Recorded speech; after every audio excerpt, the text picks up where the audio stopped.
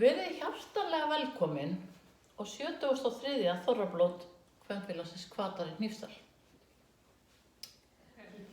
Frá upphafi hefur Þorrablótið tvisvar fallið niður.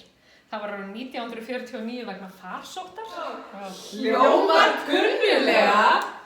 Og árið 2002 vegna veðurs og ófærðar. Í ár þá tókum við það ákvörðun að fella ekki niður Þorrablótið, heldur nýta okkur tæknina sem var ekki til 1949 og halda rafrænt. Þorrablót. En út af Dotlu hafa fjáraflanir síðastlega ár eðlilega fallið niður að miklu leyti hjá okkur og því tökum við mjög glaðar á móti frjálsum framlögum. Reikningsnúmer Kvenfélagsins verður hér á skjánum á eftir og kannski í lok blótsins líka. Já.